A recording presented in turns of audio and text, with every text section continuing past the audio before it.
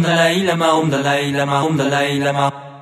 Lama tashidele, lama tashidele, lama tashidele, lama tashidele. Omani peme, omani peme, omani peme. Padma sambhava, padma sambhava, padma sambhava, padma sambhava.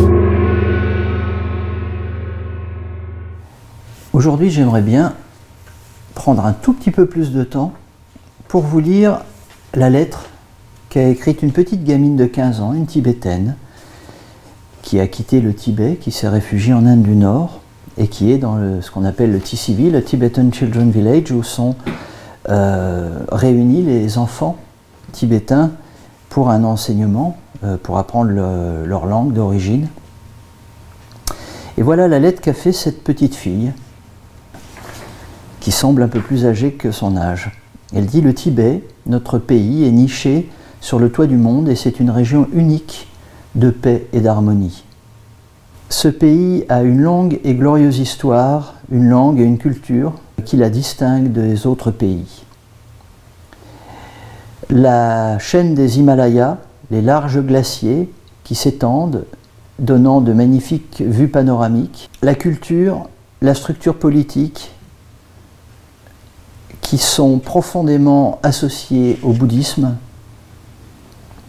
tout cela fait le Tibet. Mais maintenant, le Tibet perd sa riche culture, sa religion, sa biodiversité, son écologie et son identité. À travers les 5 décennies passées, la Chine a détruit la culture et la religion du Tibet. Elle a endommagé la riche flore et faune, changé le style de vie du peuple tibétain et perturbé l'écologie et le climat. Le sens de l'identité du peuple tibétain est fermement enraciné, profondément enraciné dans la culture et la religion tibétaine. Pardonnez-moi, je lis directement de l'anglais et ma traduction est approximative. Pour cela, le gouvernement chinois travaille systématiquement à effacer le langage et la culture et menace ainsi l'existence de la race tibétaine. Les monastères sont détruits et les moines sont expulsés. On les oblige à une rééducation à l'idéologie et aux croyances des Chinois. On leur enseigne d'être loyaux envers le Parti communiste, de dénoncer le Dalai Lama et d'accepter que le Tibet soit une partie de la Chine. Le transfert massif de population est une autre menace majeure pour l'existence des Tibétains. Les Tibétains sont en train de devenir une minorité dans leur propre pays. Ils sont traités comme des citoyens de seconde classe dans leur propre pays. Les immigrants chinois sont préférés dans le domaine de l'éducation, dans le domaine des emplois, des entreprises privées, et les Tibétains sont traités comme des étrangers dans leur propre pays. Il n'y a pas un seul élément des droits de l'homme qui soit observé au Tibet. Les droits à la vie, à la liberté, à la sécurité, à la liberté d'expression, à la religion, à la culture, à l'éducation ne peuvent pas être pratiqués au Tibet aujourd'hui. Toute expression d'opinion contre le Parti communiste chinois, contre l'idéologie de ce parti, est sévèrement traitée et les personnes sont arrêtées. Une image de sa sainteté, le 14e Dalai Lama, est illégale au Tibet, est une raison suffisante pour la détention et la persécution des personnes. Gendum Chökyi Nyima, qui a été reconnu par sa sainteté comme le 11e Panchen Lama, est porté disparu depuis 1995. Il a été kidnappé à l'âge d'une dizaine d'années et laissé confiné sous le contrôle des autorités chinoises. Et le Parti communiste chinois a désigné un nouveau Panchen Lama, nommé Gyaltsen Norbu, pour contrôler les croyances tibétaines. Tout cela est raconté par une petite fille, je vous le rappelle, une petite fille de 15 ans qui a fui le Tibet pour rejoindre le gouvernement tibétain en exil. Le chinois est le langage officiel au Tibet. La langue tibétaine a été retirée des hautes écoles et des universités il y a des années maintenant, et à présent c'est le tour des écoles primaires. Cette langue riche qui pouvait expliquer la philosophie bouddhiste comme aucune autre au monde est en voie de disparition, est menacé. Pourquoi? Simplement parce qu'ils ne veulent pas de l'existence du Tibet et des Tibétains.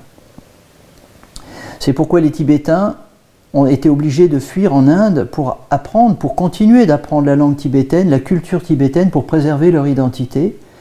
Mais même cela, maintenant, c'est rendu impossible par des renforcements de sécurité aux frontières, ce qui fait que la liberté de mouvement est également impossible à présent. L'environnement fragile du Tibet est perturbé par une déforestation massive, des exploitations minières incontrôlées et l'enfouissement de déchets nucléaires. Les Chinois continuent d'extraire de nombreuses ressources naturelles sans prendre en compte les facteurs environnementaux, sans sécurité environnementale. Ils utilisent le Tibet comme une zone d'enfouissement de déchets nucléaires à la fois de la Chine et des pays étrangers. Cela a entraîné de nombreux problèmes de santé pour les Tibétains. Les Tibétains qui résident à proximité des sites nucléaires chinois courent des risques importants de maladies de type cancer et de naissance avec des malformations. Ces sites de déchets nucléaires affectent également gravement le fragile équilibre écologique de la terre tibétaine. Les eaux également sont contaminées, les rivières sont contaminées par ces déchets nucléaires et par sécurité, les Tibétains préfèrent éviter de consommer cette eau. La déforestation a de profonds effets sur la vie sauvage et entraîne une érosion des sols et des inondations. Les activités minières chinoises augmentent le risque de danger en matière de glissement de terrain, d'érosion des sols massive, de pollution des grandes rivières. Et il a été observé que les grands fleuves tibétains ont pourtant une relation importante avec la végétation de toute l'Asie. Le Tibet doit donc faire face à de nombreuses crises, mais le monde extérieur a été bien trop silencieux. La Chine est toujours de plus en plus forte en supprimant les faibles, mais les nations du monde ont tourné leurs yeux aveugles à l'extérieur, car elles ne regardent que leurs gains économiques personnels. S'il vous plaît, redressez-vous, tenez-vous droit pour la vérité et la justice, soyez la voix de ceux qui n'ont pas de voix. Si j'aborde ce sujet, quelque peu politique, c'est parce que lorsqu'on fait de la médecine, normalement, on n'a pas à parler de politique, mais je ne voudrais pas laisser croire que parce que l'on fait de la médecine chinoise, on cautionne un système comme celui de la Chine actuelle, qui ne respecte pas objectivement les droits de l'homme, le monde animal, la nature, alors que ce sont les bases de la médecine chinoise que d'être naturaliste et humaniste. C'est pourtant pas chinois de comprendre qu'il faut faire la part des choses.